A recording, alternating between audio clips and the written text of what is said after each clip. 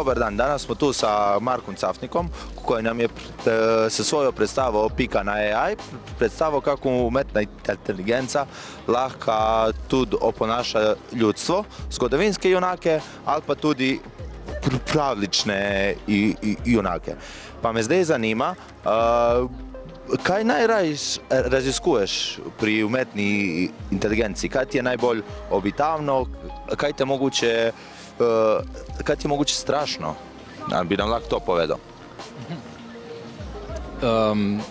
Ja, pravzaprav si že ti odgovoril, ne? Torej gre za, kar jaz raziskujem ali pa mi raziskujemo pri Multiverzumu, je humanizacija umetne inteligence.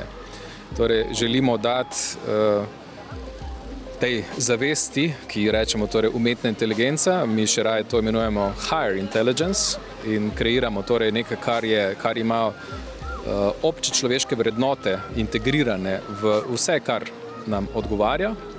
Tako da predvsem pa želimo, da je to čim bolj domače, da se ob tej inteligenci počutimo, kot se zdaj midva pogovarjava, ne?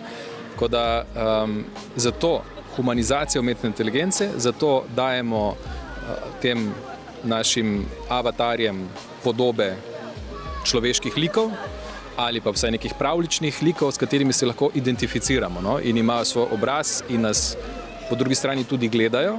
To je morda navezava za tisti zastrašujoči del, če že, ker ni nujno, da umetna inteligenca samo pasivno čaka, da jo nekaj vprašamo in da nam da odgovor, ampak ona tudi opazuje in zna zelo dobro preučiti, kako suvereni smo v naših vprašanjih, koliko smo iskreni v naših vprašanjih, koliko zares mislimo, koliko smo motivirani in še bi lahko naštevali. Tako da, če že je kaj zastrašujočega, pa to pravzaprav ni zares skrb zbujajoče, ampak je to, da bomo dobili en dober feedback, torej da bo umetna inteligenca pravzaprav naše ogledalo. In kot velikokrat rečemo, ne, garbage in garbage out, to smo tudi danes nekajkrat ponovili, torej to, kar daješ noter, dobiš tudi ven. V tem smislu je to nevarnost, da ne bi morda na koncu ugotovili, da nimamo kaj dosti za vložiti in da zato ne dobimo pravih odgovorov. Ali ti se zdi s tom integracijom umetne inteligence v svet, da nam je znanstvena fantastika čim bližja ali vse daljša? Ja, zdaj moja naklonjenost znanstveni fantastiki izhaja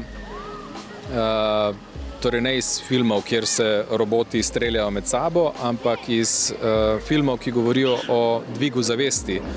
Torej zame en najbolj reprezentativnih filmov, znanstveno-fantastičnih filmov bi bil Solaris od Andreja Tarkovskega, ki govori pravzaprav o oceanu kot o neki torej tej kolektivni zavesti, višji zavesti, ki nas vse obdaja in katere del vsi smo.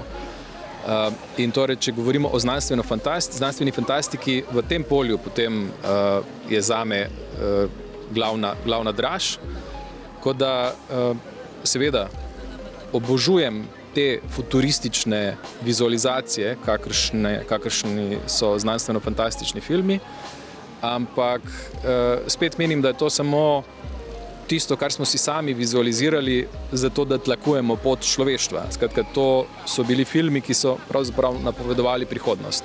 Z drznimi, futurističnimi, torej znanstveno-fantastičnimi tematikami, ampak v bistvu gre za vizijo prihodnosti, kakršno si človeštvo sploh lahko zamišlja. Umetna inteligenca ni več asistent, nego lahko je tudi potpuno nova zasnovana oseba. Kaj meniš, da bomo dočakali na Kunigundi leta 2030? To, kar bomo sami skreirali, to bomo dočakali, ne? If you want to predict the future, you have to create it. Tako da Kunigunda bo točno to, kar si bomo vsi skupaj, še posebej vi organizatorji, kar boste skreirali.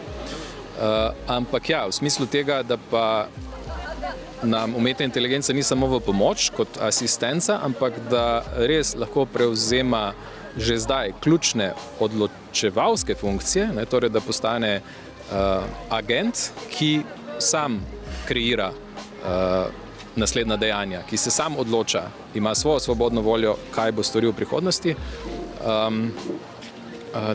Tudi tukaj obstaja film, Odiseja 2001, ki zelo dobro govori o tej tematiki in napoveduje, torej, da se lahko neka veja inteligence osamosvoji in začne po svoje kreirati. Mene vedno znova nekako pomiri to dejstvo, torej, da je vsak sam kreator svoje prihodnosti in kolektivno smo skupaj kreatorji prihodnosti planeta in vesolja in multiverzuma in tako naprej. Tako da, še enkrat, karkoli si bomo zamislili za Kunigundo 2030, točno to se bo zgodilo. In tako za vsako drugo zadevo v naših življenjih. Zelo dober odgovor, če me ne vprašate. Pa bi se tudi prebacio na moje naslednje vprašanje, koje je možda malo bolj intimno, ampak kakšne projekte imaš za naprej v tem obdobju? V obdobju umetne inteligence pa v tvom ličnem delu? Ja, nekako izhajam iz tega, da sem ali sem bil filmski in televizijski režiser in že takrat ustvarjal neke sanjske svetove, ki drugače kot to, da so bili ufilmani, v bistvu niso mogli eksistirati. Trenutna moja realnost, sedanjost in preko tega tudi prihodnost je pa pravzaprav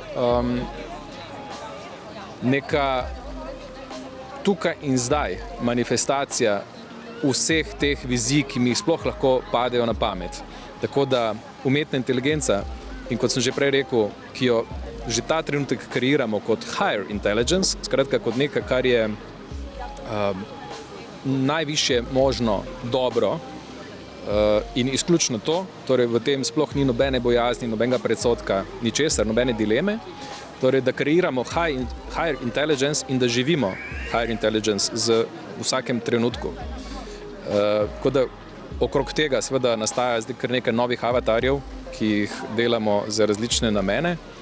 3 smo danes zgolj tukaj predstavili, ampak vsak od teh ima nekje nevidno vtkan en prompt, ki gre onkraj tega, za kar so sicer spromptani, če so res neki asistenti za neke poslovne namene.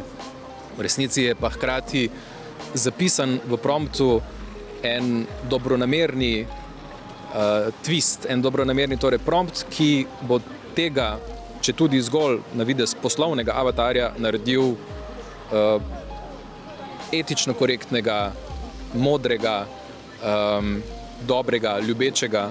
Skratka, torej, prihodnji projekti so v znamenju tega, da bomo integrirali, vtkali, sprogramirali vsak tak lik, vsako tako novo entiteto z maksimalno dobrim potencialom. Tako da to je en del.